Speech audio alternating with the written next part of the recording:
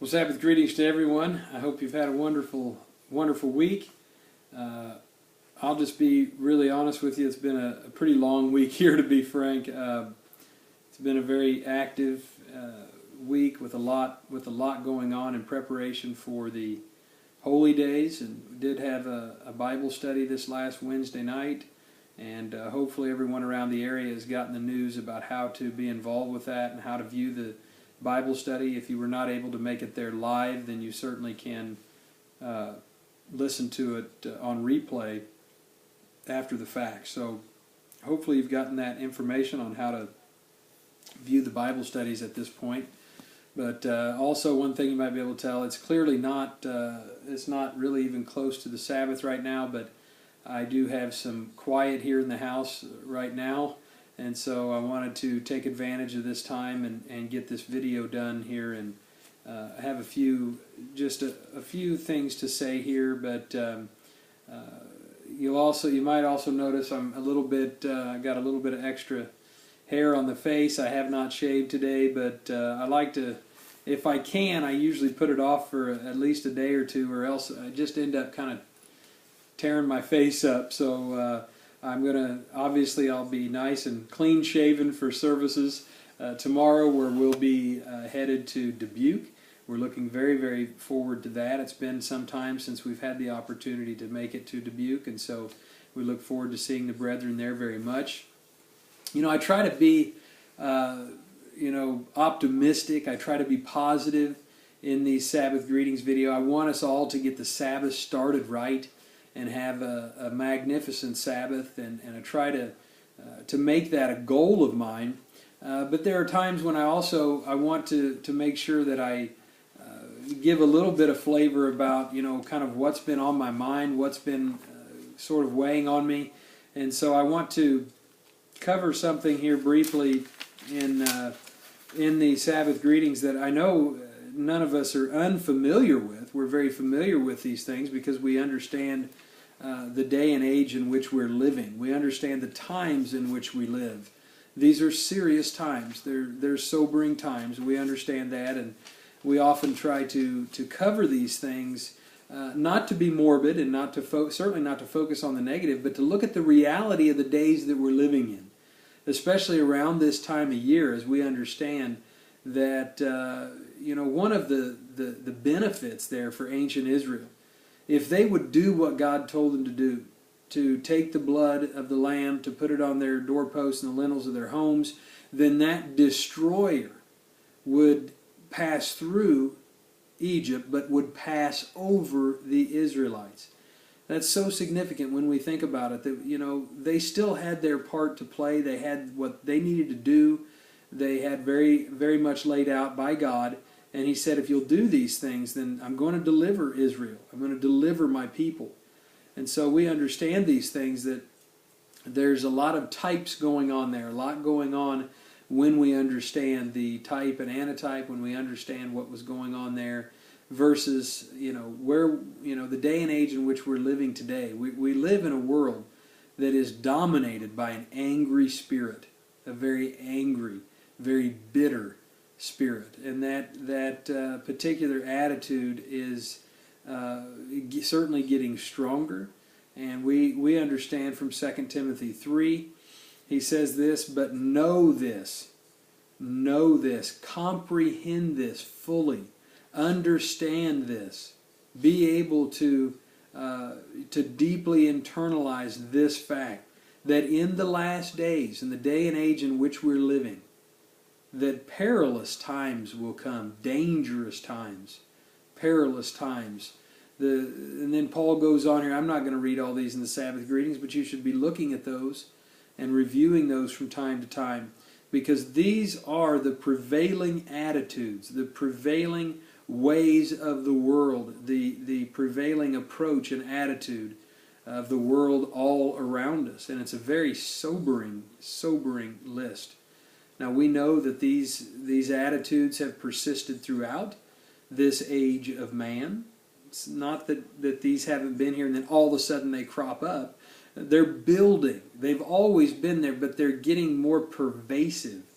They're becoming stronger in that sense. And that's the sense that Paul gives here, that we're speaking of unusual instances of these prevailing attitudes, unusual manifestations of that result from these approaches, from these attitudes, from the ways of this world being affected and being influenced by a very real and angry spirit. He talks about brutality, just unusual things that we know have certainly increased and will continue to do so, sadly, before the end of the age. All kinds of these rotten things prevail here at the end of the age, and we certainly do need to be aware of these things. Matthew 24:37, we know Jesus said, "But as the days of Noah were, so also will the coming of the Son of Man be." What were those days like? What can we know about those days, regardless of what is painted in the Hollywood films and that sort of thing? I'm not putting it down, but I'm just saying, what do we know about that day and age?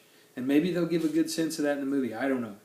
But what were those days like? Well, Genesis 6 is where we read the story. Genesis 6:5, "The Lord saw that the wickedness of man was great in the earth, and that every intent of the thoughts of his heart was only evil continually. But as the days of Noah were, so also will the coming of the Son of Man be." They weren't, they were marrying and giving in marriage. There were certain things that were going on just like normal. But at the same time, what was the prevailing attitude, the prevailing approach to things that were going on, to their lives in general? Was there more of a focus on, certainly, that's what we read in 2 Timothy 3. They're lovers of themselves and lovers of money, and they're blasphemers and brutal, headstrong, unthankful, unholy, unloving.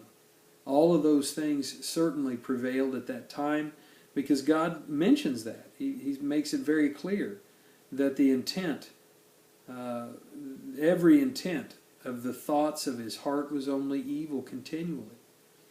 But we have the positive nature that we're focusing on this Passover, that we have a Savior, we have accepted that sacrifice in earnest and received forgiveness. And we know that there's a key in Romans 12:21. We have this key: do not be overcome by evil.